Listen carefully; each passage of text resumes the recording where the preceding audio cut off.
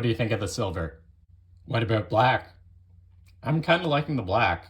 Welcome to the workshop. I'm Andrew, and today we will review and mod some new cases available from Aliexpress. These fit the Seiko Epson NH family of movements, and that's also using the standard 28.5mm dial size. I've paired it with a vintage Dive Master dial here from Namoki Mods, and these sword hands are also from Namoki. That's pretty important given we want to match this vintage patina loom. I'm burying the lead. What is with this crown? This is actually called a Canteen style case for obvious reasons, also known as a BUShips or BUShips watch for the Bureau of Ships.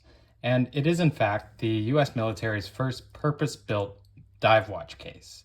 And a quick word on packaging. It comes in this large plastic box, wrapped in this foam. And an important thing is it has the shrink wrap over it because unfortunately this is a mineral crystal. And I think that's the biggest downside. A Canteen case has been on the wish list for years, so I'm willing to overlook it. But what I would give for a sapphire crystal. And even if we lost that deep dome that we have here, you might as well just use acrylic. And if you actually look at original examples, it's a low profile glass that is soldered into place and a pretty rough job at that. So just give us a low profile sapphire and be done with it. I guarantee there will be more sales from modders. We'd shave off a couple millimeters in height, and that's a good segue to dimensions. What do you think's showing up better on camera? I'm gonna go with the black. Diameter wise, this is an interesting one because the case proper just 36 millimeters.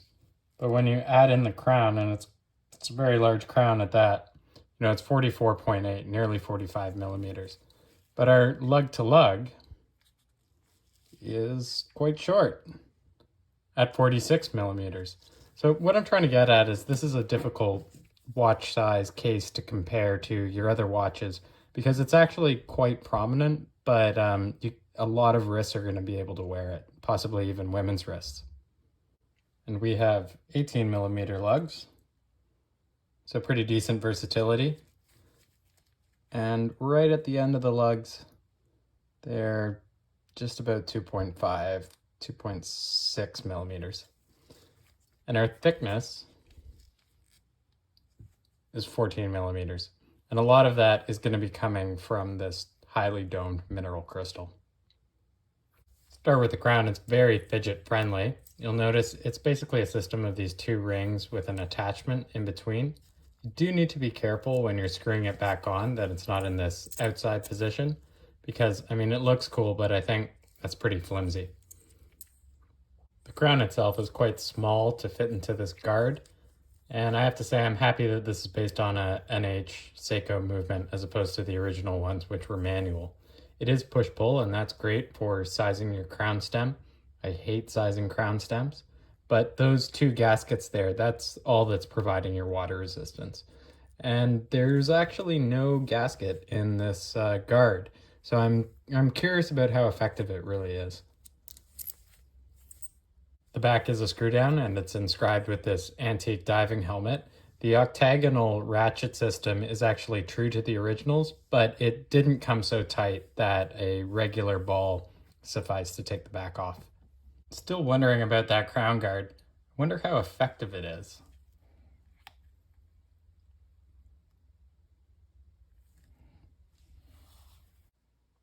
As we're waiting, it's neat to see drilled lugs. This is a feature on vintage military watches. It also makes strap changing a little bit easier.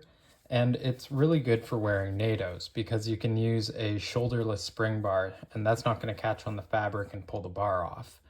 Dudes be posting photos like, oh look, NATO saved the watch again with it hanging off. And it's like, my brother in Christ, the NATO is causing the problem. I ordered both cases for the review thinking that I would prefer the steel finish, but in fact I really like the black. I'm usually not a big PVD guy, but you don't have to worry about the scratches because of the pre-weathering, and it just looks really good, especially when you kind of look at the back, the way the kind of diving helmet stands out. The one thing that I'd be worried about is Seiko movements have notoriously loose rotors. So if one came loose and the inside is also coated, is that paint gonna chip off with a loose rotor? Are those, paint particles gonna get into the pivots? I don't know. Maybe someone can answer in the comments. The color is likely different than anything in your collection, so with the wacky crown, why not just lean into it?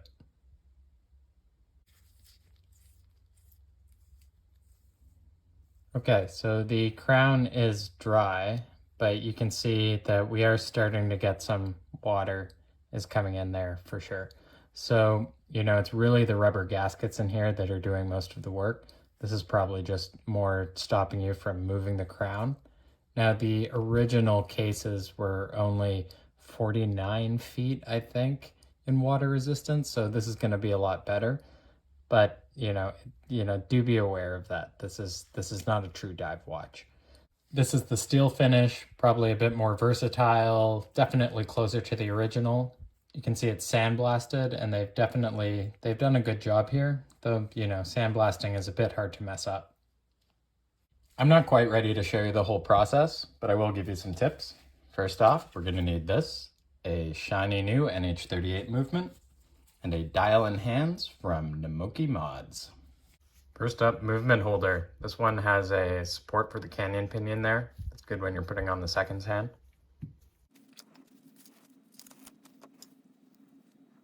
NH38 movement also doubles as an open heart movement. Go and keep that dust off.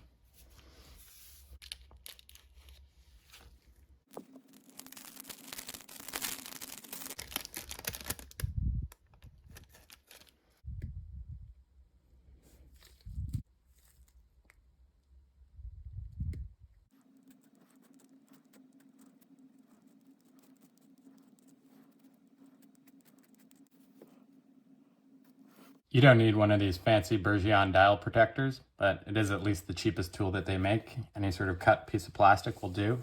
When you're manipulating the hands, you want to use something like these Delrin tweezers or Rodico, which will be sticky enough to pick it up, because it will be really obvious if you scratch the finish on it. Hey, magic. Got to work on my camera setup in here, guys. Got the hour hand on, and just double check to make sure that your spacing is good on the dial. Like to give it a full round, and then just drop it at 3 o'clock. Alignment looks good. You want to be really careful about the spacing on the hands, and especially if you've bent them, it exponentially is going to cause them to hang up on each other. But here, we look like we're good. And if you're ever in doubt, just take the loop and give it a really good look, because you don't want to get in there with your tweezers and start messing around, because I just guarantee you things are going to get worse before they get better. If your hands are hanging up, I highly recommend just removing the whole set and starting again from scratch. I really don't like those Presto style plungers, at least the cheap ones. I've never tried an expensive one. So I'm much more old school. I prefer, just some solid hardened steel.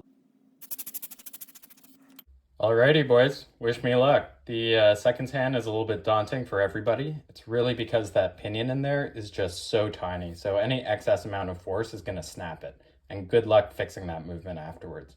Something else I've noticed is if you grew up modding the 7S26 line of movements, like the one that preceded this one, the seconds hand seems to sit a little bit lower. Whereas on these NH ones, it can stick up a little bit. That might trip you up. But another thing to remember is if you're working with something like a domed crystal like this, then you've got a little bit more space to play with. Now, I'm not saying leave it all loosey-goosey on the end there, but be aware of the tolerances that you are working with. Success. I'm not going to show you crown sizing or casing just yet because I want to get this video done for you guys. Look ready for Okinawa. It's not really a recreation of the original, but it's more inspired by the underwater demolition teams of World War II. We might see complete BUShips homages coming out using this case in the near future. That'd be nice. Until then, I do recommend this for mod projects, given those caveats that I mentioned before. The Namoki stuff is also really nice and has a bit more character than the usual Ali parts.